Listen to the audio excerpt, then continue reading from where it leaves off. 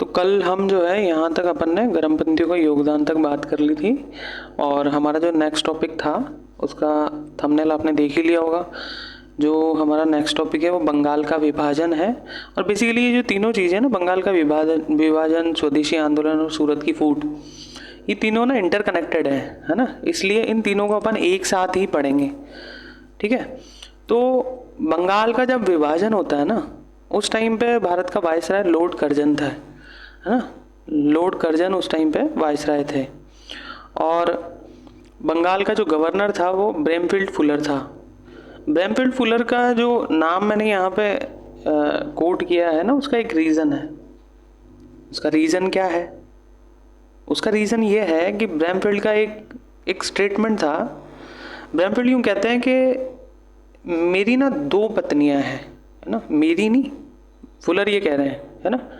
Fuller ये कहते हैं कि मेरी ना दो पत्नियां हैं, एक हिंदू है और एक मुस्लिम है, और मैं अपनी मुस्लिम पत्नी को ज़्यादा प्रेम करता हूँ, है ना। ये बात ब्रेमफील्ड फुलर कहते हैं। बंगाल के गवर्नर थे ये।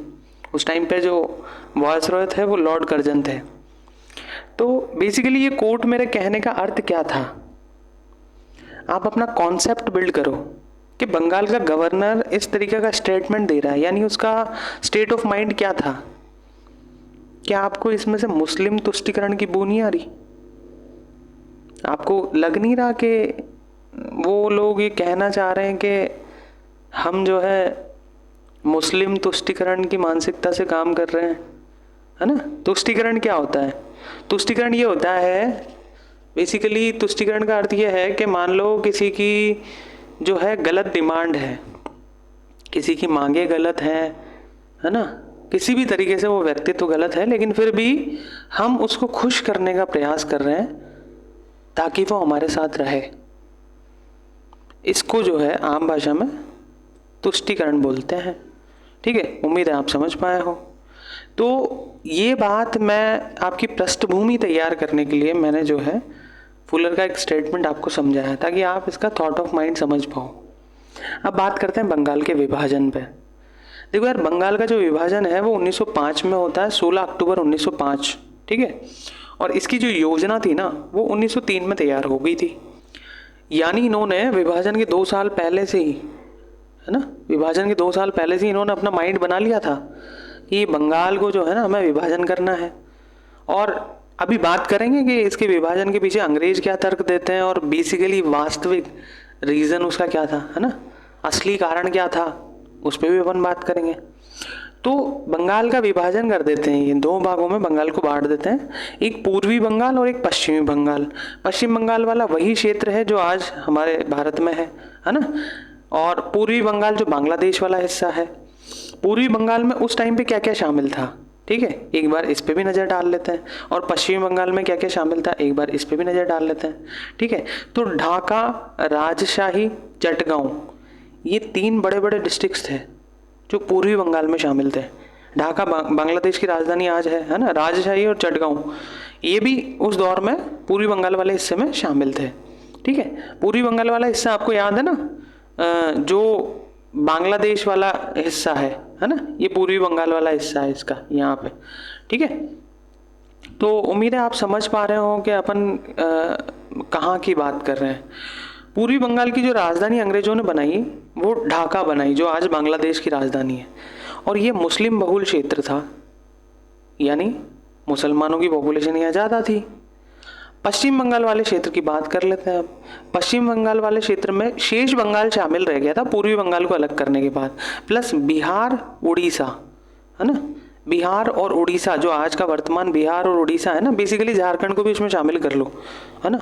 तो बिहार और क्योंकि झारखंड अभी बना है ना, बिहार और उड़ीसा वाला हिस्सा और शेष बंगाल जो हमारा पश्चिम बंगाल आज है, इसको पूरा मिला लो। तो उन्होंने पश्चिम बंगाल वाले हिस्से में इसका डिवीज़न कर दिया था, और उसकी राजधानी उन्होंने कोलकाता रखी, है ना, जिसको कलकत्ता बोला जाता है। आज कोलकाता बोला जाता है, उस टाइम उसको कलकत्ता बोला जाता था, ठीक है। तो आप कुछ भी अपने एग्जाम में कलकत्ता लिखोगे तब भी ठीक है, कोलकाता लिखोगे तब भी ठीक है ना। तो ये जो क्षेत्र था ना पश्चिम बंगाल वाला, ये हिंदू बहुल क्षेत्र था। ये मैंने आपको एक रफ पृष्ठभूमि बताई कि बंगाल के विभाजन जो उन्होंने किया तो वो कैसे किया। उम्मीद है आप यहाँ तक समझ पाए हो, है ना। बंगाल का विभाजन उन्होंने 2 भागों में कर दिया।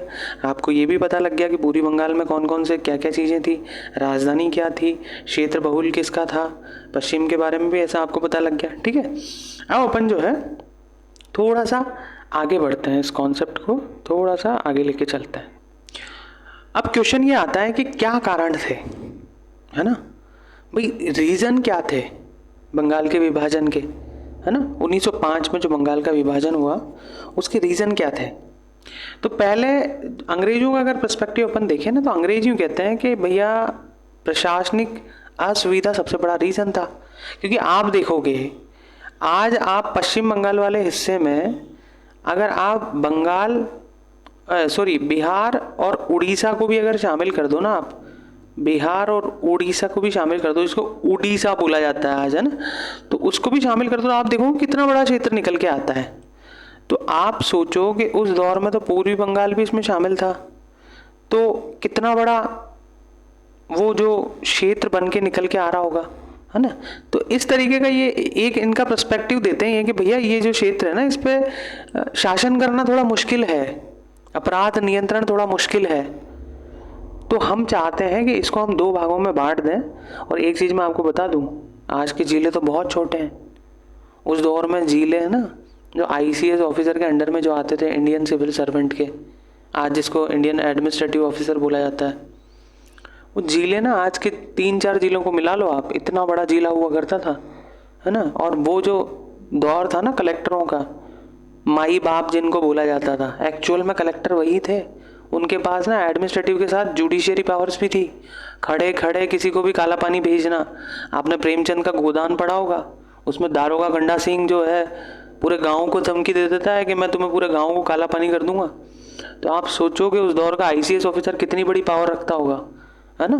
तो अंग्रेज यूँ कहते हैं कि प्रशासनिक असुविधा हमें हो रही है, इसलिए जो है हम बंगाल का डिवीज़न करना चाहते हैं। ठीक है, एक रफ कॉन्सेप्ट माइंड में रखो, ये चीज़ हमारे एग्ज़ाम के हमारे आंसर को अच्छा बनाने के लिए होती है ना।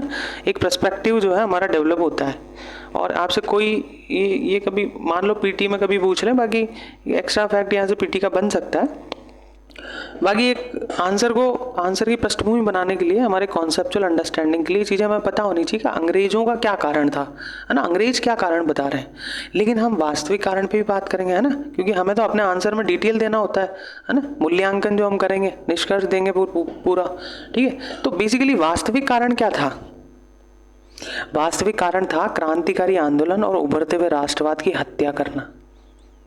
आप बोलोगे यार ये कैसे, तो मैं आपको ना आपके समझने की दृष्टि से मैं कुछ एक फैक्ट निकाल के लाया हूँ कि उस दौर में बंगाल की क्या स्थिति थी और अंग्रेज जो हैं इतना बड़ा स्टेप उन्होंने क्यों उठाया।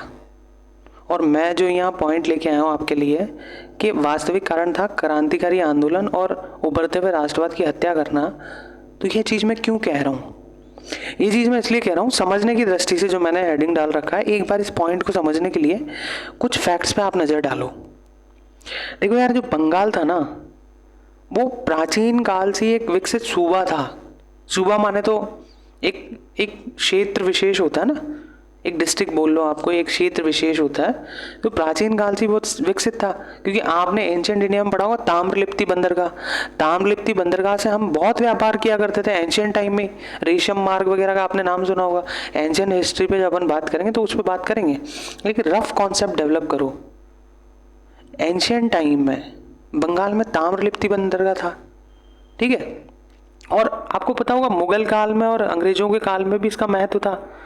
प्लासी, बक्सर का युद्ध, अवध का नवाब, बंगाल का नवाब क्या है, आपने ये सब चीज़ों के बारे में पढ़ा होगा ना, है ना। तो इन सब चीज़ों का जिक्र मैं क्यों कर रहा हूँ, इन सब चीज़ों का जिक्र मैं इसलिए कर रहा हूँ क्योंकि आपको मैं याद दिलाना चाह रहा हूँ कि आपने जो इतिहास पढ़ा है उस इतिहास में क्या कभी आपको बंगाल का जिक्र देखने को नहीं मिलता है। तो आप एक चीज़ देखो कि बंगाल, मैं आपको ये इस पॉइंट पे लाना चाह रहा हूँ कि बंगाल जो है हमारा प्राचीन और मध्यकालीन और आधुनिक दौर में बहुत विकसित रहा है ना। क्योंकि जब कोई क्षेत्र विशेष विकसित होता है तो वहाँ पे अधिशेष उत्पादन होता है, सरप्लस प्रोडक्शन जिसको होता है, सरप्लस प्रोडक्शन होता है। तो वहाँ पे लोगों का आय के स्रोत अच्छे होते हैं, लोगों की फाइनेंशियल स्टेबिलिटी होती है, ठीक है। और लोग जो है अपने सांस्कृतिक और शिक्षा और साहित्य का विकास कर पाते हैं, है ना। और देखो, भरे पेट से ही दर्शन निकलता है ना। जिसका पेट भरा होता है ना, वही जो है कुछ करता है, कुछ करने की सोचता है। भूखे पेट तो रोटी का ही सपना आता है ना। और एक एक एक कोट है, मैं नाम उनका याद नहीं कर पा रहा हूँ, लेकिन वो बोलते हैं कि गोली खाकर एक के मुंह से निकला राम, दूसरे के मुंह से निकला माओ, और तीसरे के मुंह से निकला आलू। और पोस्टमार्टम की रिपोर्ट है कि पहले दो के पेट भरे हुए थे। यानी राम कहने वाले का भी पेट भरा था, यानी किसी धर्म विशेष का प्रतिनिधित्व करने वाला व्यक्ति। और माओ कहने वाले यानी किसी विचारधारा का समर्थन करने वाले व्यक्ति का भी पेट भरा हुआ था। लेकिन जो आलू बोला ना, उसका पेट खाली था। और इस कोट को बोलने का मेरा पर्सपेक्टिव क्या है? पर्सपेक्टिव ये है कि जब पेट भरा होता है ना, तब हम जो है अपने जीवन को और बेहतर व्यक्तित्व विकास में, सामाजिक संस्थाओं में, सामाजिक सरोकारों में योगदान देने के लिए एक पृष्ठभूमि तैयार करते हैं। ठीक है। तो बंगाल की जो पृष्ठभूमि थी ना, बंगाल के लोगों का पेट भरा हुआ था। ये पृष्ठभूमि मैं आपको समझाने के लिए ये बात बोला मैं, है ना। संस्कृति, कला, साहित्य, शिक्षा का वहाँ विकास था अच्छा खासा। क्रांतिकारी गतिविधियों का केंद्र था बंगाल। अनुशीलन, युगांतर समितियाँ जो थी, कहाँ चल रहे थे? ये बंगाल क्षेत्र में ही तो हो रहे थे। तो क्रांतिकारी गतिविधियों का बहुत बड़ा केंद्र जो था बंगाल था। ब्रिटिश विरोध का सबसे बड़ा केंद्र बंगाल था। बहुत अच्छी अच्छी पर्सनैलिटीज बंगाल से निकलती हैं। शिक्षा के क्षेत्र में अग्रणी थे, दादा भाई नौरोजी, व्योमेश चंद्र बनर्जी, सत्येंद्र नाथ टैगोर, नरेंद्र नाथ टैगोर, विवेकानंद जिन्हें बोलते हैं अपन, विवेकानंद के भाई भी थे। ठीक है। उनका नाम मैं रिकॉल नहीं कर पा रहा हूँ। उनका भी नरेंद्र नाथ कुछ नाम था, टैगोर नहीं, सॉरी, नरेंद्र नाथ कुछ नाम था उनका। नरेंद्र नाथ तो इनका था, विवेकानंद का, उनका भी कुछ ऐसे ही नाम था। तो ये सब पर्सनैलिटीज़ कहाँ से आ रही हैं? ये बंगाल से ही तो आ रही हैं। हाँ, सुभाष बोस ICS ऑफिसर, सत्येंद्र नाथ टैगोर पहले ICS ऑफिसर इंडिया के, है ना, जो कहाँ से हैं? बंगाल से हैं।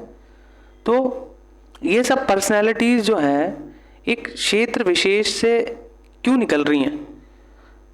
क्योंकि वो विशेष क्षेत्र है, वहाँ पे विकसित एक तरीके का विकसित वातावरण है ना, और क्षेत्रों की अपेक्षा।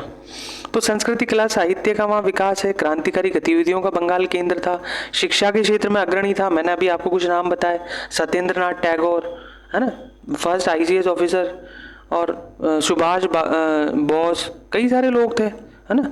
कई अच्छे अच्छे लेखक बंगाल से हुए, जैसे आपने रविन्द्रनाथ टैगोर का नाम सुना होगा, है ना। आमार सोनार बांग्ला जिन्होंने लिखा, जो बाद में बांग्लादेश का जो है वो नेशनल वो बना। ठीक है। सरस चंद्र चट्टोपाध्याय, विमल मित्र, ताराशंकर बंदोपाध्याय, हैं, ये सब लोग कौन थे? ये बहुत शानदार लेखक हुए हैं बंगाल के। और इनका आप कंपैरिजन करोगे ना अपने हिंदी लेखकों से, तो आप देखोगे कि उस दौर में ये अपनी कविताएं लिख रहे थे, बहुत सारी चीज़ें लिख रहे थे, बहुत बेहतरीन तरीके से प्रदर्शन कर रहे थे अपने क्षेत्र में। तो ये चीज़ बताती है कि बंगाल जो था वो क्रांतिकारी आंदोलनों का और अंग्रेज विरोध का एक बहुत बड़ा केंद्र था। ठीक है। और ये सारी रामायण जो हमने समझी ना, केवल आपको ये समझाने के लिए समझी कि बंगाल का विभाजन अंग्रेजों के लिए करना जरूरी क्यों था। क्या आप समझ पाए मेरी बात? मेरे को उम्मीद है आप समझ पाए हो। तो वापस इस पॉइंट पे नजर डालो, इस पॉइंट पे वास्तविक कारण में हम हैं। अंग्रेज क्या कारण बता रहे हैं वो हमने देखा, वास्तविक कारण पे हम हैं। और पहला कारण हमने लिया कि क्रांतिकारी आंदोलन और उभरते हुए राष्ट्रवाद की हत्या करना अंग्रेजों का मकसद था, और इसी को अंजाम देने के लिए उन्होंने बंगाल का विभाजन किया। दूसरा पॉइंट हम देखेंगे कि फूट डालो और शासन करो की नीति, धर्म और भाषा के आधार पर बांटना, धर्म और भाषा के आधार पर ये लोग जो है बांटना चाहते हैं। अब फूट डालो और शासन करो की नीति जब भी माइंड में कहीं मतलब थॉट आए, पहला थॉट माइंड में आना चाहिए इसको पढ़ते ही 1909 का मॉरले मिंटो रिफॉर्म। 1909 के मॉरले मिंटो रिफॉर्म में सबसे पहले सांप्रदायिक प्रतिनिधित्व की बात की जाती है भारत में, ठीक है। और हम बात कर रहे हैं अभी 1905 में, यानी बंगाल विभाजन की पृष्ठभूमि में हम चल रहे हैं। यहाँ से यहाँ तक पहुँचेंगे अपन इसी तैयारी के दौरान। मैं केवल इंटरकनेक्शंस बिठा रहा हूँ। फूट डालो और शासन करो की नीति से बंगाल का क्या कॉन्टेक्ट है, मतलब क्या कनेक्शन बैठ रहा है बंगाल विभाजन से, मैंने इस नीति को क्यों जोड़ा। देखो बेसिकली एक चीज़ समझो आप, मान लो ये है पश्चिमी बंगाल और ये है पूर्वी बंगाल, ठीक है। अब आप एक चीज़ समझो कि अंग्रेज अगर बंगाल को बांट रहे हैं, और मैंने बोला कि फूट डालो राज करो की नीति ये चाहते थे, ये इम्प्लीकेशन करना चाहते थे इस नीति का, और ये चाहते थे कि जो हिंदू है ना ये धर्म और भाषा के आधार पर ना बट जाए। अब इनका मकसद क्या था, धर्म के आधार पर बांट के कैसे बांटेंगे धर्म के आधार पर, ये समझो।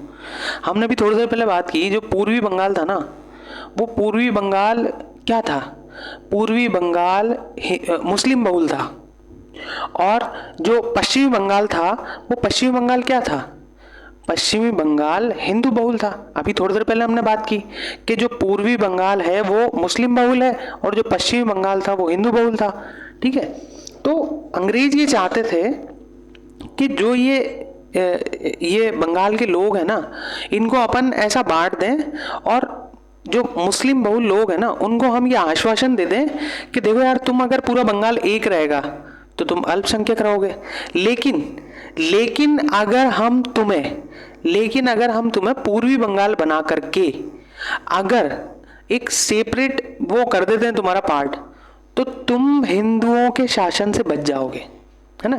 तुम्हें हिंदुओं के अधीन, मतलब हिंदू जो बहुल है ना, हिंदू बहुल क्षेत्र में तुम्हें हमेशा ये भय बना रहेगा कि यार ये हिंदू यहाँ बहुसंख्यक है ना।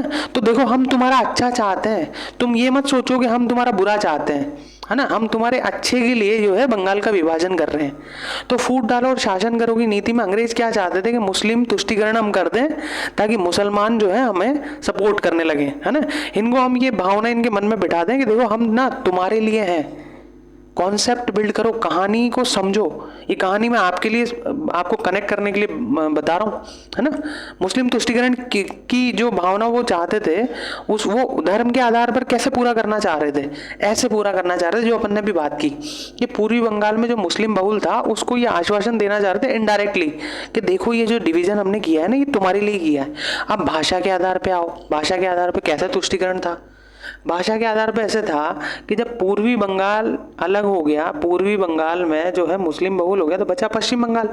अब पश्चिम बंगाल में जो बंगाली थे वो तो अल्पसंख्यक हो गए ना। वो अल्पसंख्यक कैसे हो गए, वो अल्पसंख्यक ऐसे हो गए कि आपको पता है कि उस टाइम के पश्चिम बंगाल में बिहार और उड़ीसा भी था, और बेसिकली बिहार था तो झारखंड भी होगा, है ना। बिहार, उड़ीसा, झारखंड वगैरह सारा क्षेत्र मान लो।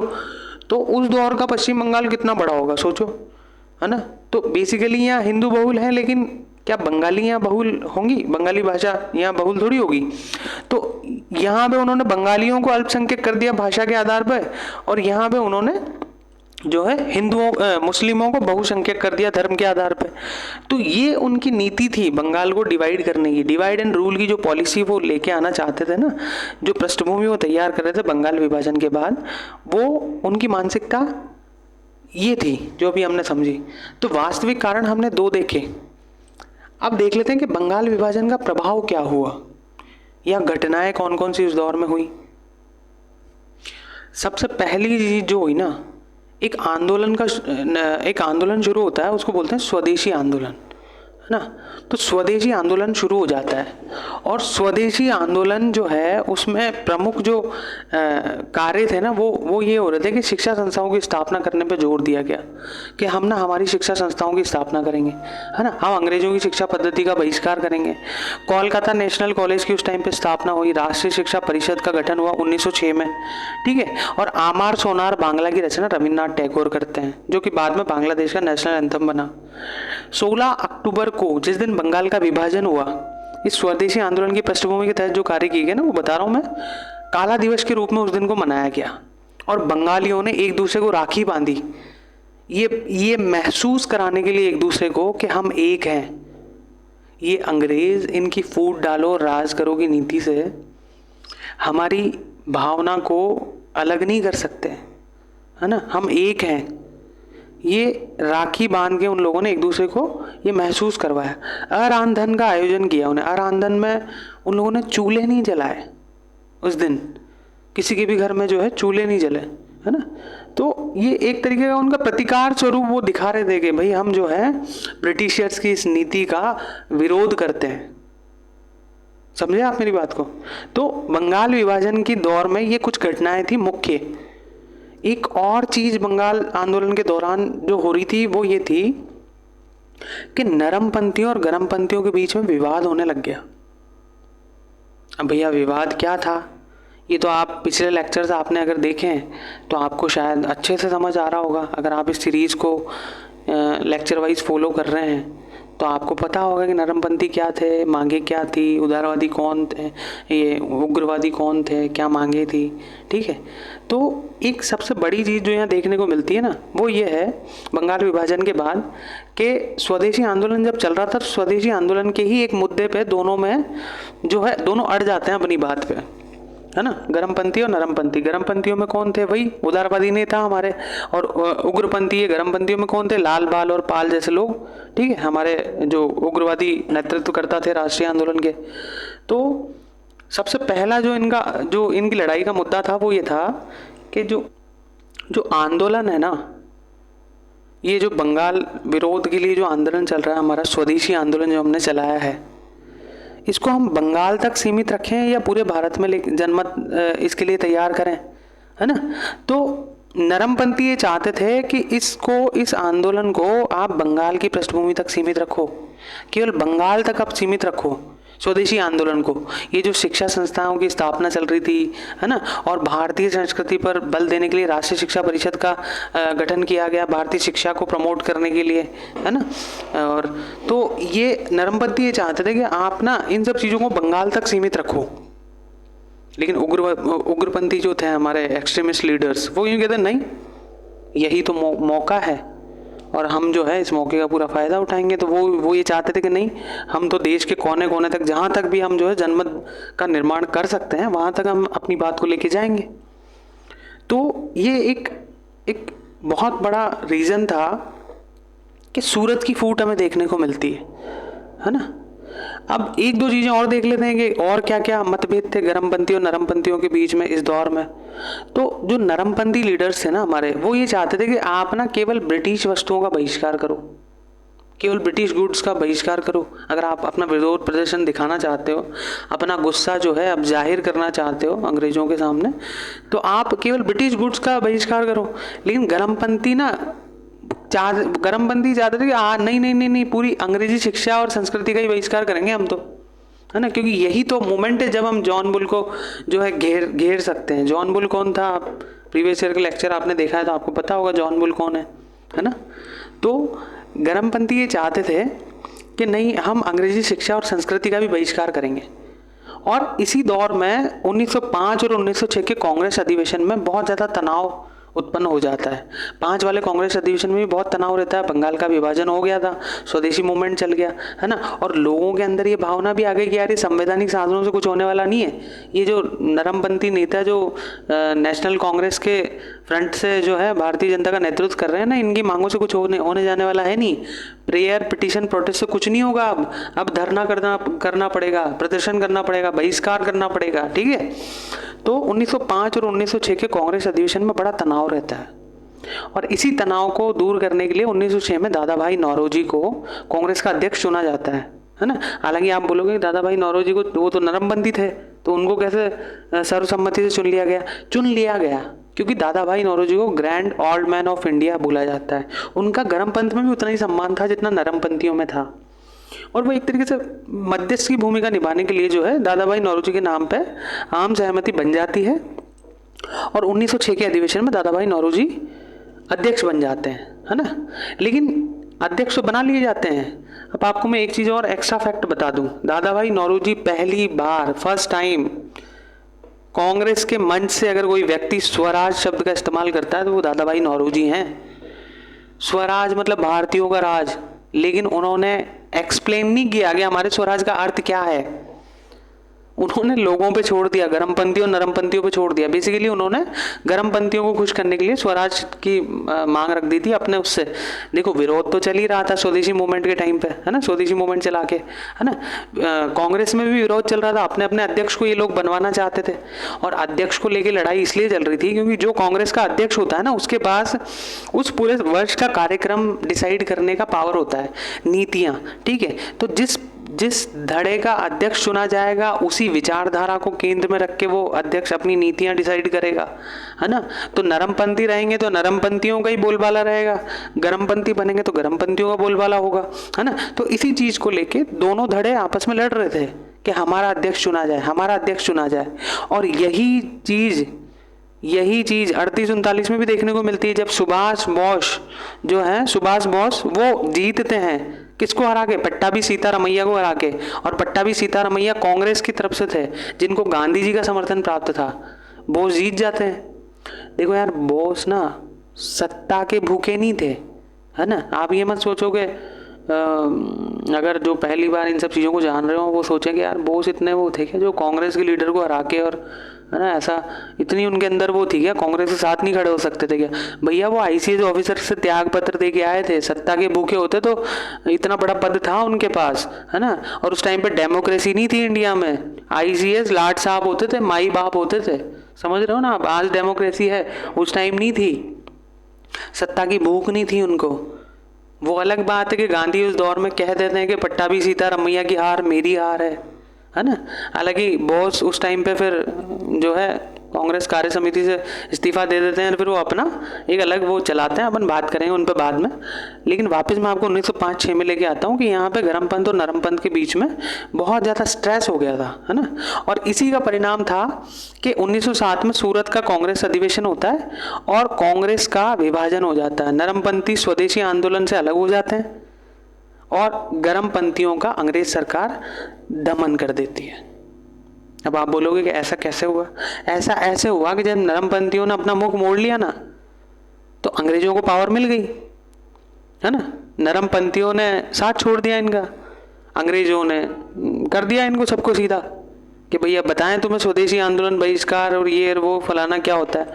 तो सूरत की फूट में कांग्रेस का डिवीजन हो जाता है और नरमपंथी जो थे स्वदेशी आंदोलन से, जो स्वदेशी आंदोलन, ये यहाँ देखो जो स्वदेशी आंदोलन चलाया था, इससे नरमपंथी अपने आप को अलग कर लेते हैं, ठीक है। और अंग्रेज गर्मपंथियों का दमन कर देते हैं, ठीक है। तो अब यहाँ तक उम्मीद है आपको आप समझ पाए हो पूरी पृष्ठभूमि क्या है। अब जो है हम एक बार बंग भंग की समाप्ति जो थी ना उस पर बात कर लेते हैं कि जब बंगाल विभाजन रद्द किया गया तो वो क्या था। देखो, बंगाल का विभाजन रद्द करने का सबसे बड़ा और मेन रीज़न था ना, वो ये था कि बंगाल में क्रांतिकारी घटनाएं बहुत बढ़ गई थी। मैंने अभी थोड़ी देर पहले जिक्र किया था आपसे, अनुशीलन समिति, युगांतर समिति और ये सब जो थी ना, ये बंगाल में इनका बहुत ज़्यादा क्रांतिकारी गतिविधियां बहुत बढ़ गई थी। तो इसकी वजह से अंग्रेज़ों को जो है मजबूर हो गए 1911 में विभाजन को रद्द करना पड़ा। 1911 में बंगाल विभाजन रद्द कर दिया जाता है और मुस्लिम तुष्टीकरण के लिए, यानी मुसलमानों को एक बार फिर सांत्वना देने के पर्सपेक्टिव से अंग्रेज क्या करते हैं, अपनी राजधानी को कलकत्ता से उठा करके दिल्ली ले आते हैं, है ना। अब आपके माइंड में थॉट आया होगा कि यार कलकत्ता से दिल्ली ये राजधानी लेके जा रहे हैं, उसमें मुस्लिम तुष्टीकरण कहाँ से आ गया यार? हाँ भाई, आया इसलिए कि आपने अगर मिडिवल इंडिया पढ़ा है तो आपको पता होगा कि जो मुगल साम्राज्य था उसका केंद्र दिल्ली रहा है। मुगल साम्राज्य का जो प्रतिनिधित्व करती थी जो राजधानी, वो उनकी दिल्ली थी, ठीक है। तो अंग्रेज भी इसी को ही प्रतीकात्मक स्वरूप मुस्लिम तुष्टीकरण के रूप में यूज करने के लिए, मुसलमान भाइयों के मन में ये देने के लिए कि देखो हम जो है भारत की राजधानी का केंद्र वापस दिल्ली बनाने जा रहे हैं, है ना। तो इस चीज़ के लिए ये लोग जो है अपनी जो राजधानी थी उसको कलकत्ता से हटा करके दिल्ली कर लेते हैं। ये बंग भंग की समाप्ति की कुछ घटनाएं थी। 1911 में बंगाल विभाजन रद्द हो जाता है। उम्मीद है कि आप बंगाल का विभाजन, सूरत की फूट स्वदेशी आंदोलन पे अपनी समझ विकसित कर पाए हो, और आप इस स्थिति में भी हो कि आप जो है 150 से 250 शब्द इसमें अगर किसी भी पर्सपेक्टिव से क्वेश्चन पूछा जाए घुमा के या कैसे भी, तो आप उसमें लिखने की स्थिति में हो। अभी हमारे सामने दिक्कत ये है कि अभी हमें फीडबैक नहीं मिल रहा है आपकी तरफ से। जैसे ही आपकी तरफ से हमें फीडबैक मिलेगा, हमने बहुत कुछ सोचा है आपके लिए ना, टेस्ट सीरीज वगैरह सारी चीज़ें कैसे अपन करेंगे, है ना। तो अगर फीडबैक मिलता है आपकी तरफ से, तो हम अभी जो है कुछ क्वेश्चंस वगैरह यहाँ पे लगाए जाते हैं ना, कैसे आप तैयारी, क्या मूल्यांकन क्या है आपकी तैयारी का, तो वो सब करेंगे अपन। आप अपना फीडबैक दो चैनल पर। अगर आपको अच्छा लग रहा है तो आप लाइक करो, ठीक है, और किसी भी तरीके से वहाँ कमेंट करके जो भी है आपके फीडबैक्स मुझ तक पहुँचाने की कोशिश करो, ताकि मैं आपके लिए और बेहतर जो भी मेरे पास उपलब्ध होगा मैं पूरी कोशिश करूंगा, ठीक है। नेक्स्ट लेक्चर जो हमारा होगा वो लखनऊ समझौता होगा, और PSIR ऑप्शनल की ये सीरीज चल रही है, इसी के पर्सपेक्टिव से हम चीज़ों को देख रहे हैं, समझ रहे हैं, ठीक है। और उम्मीद है आप सारी चीज़ें समझ पाए हो।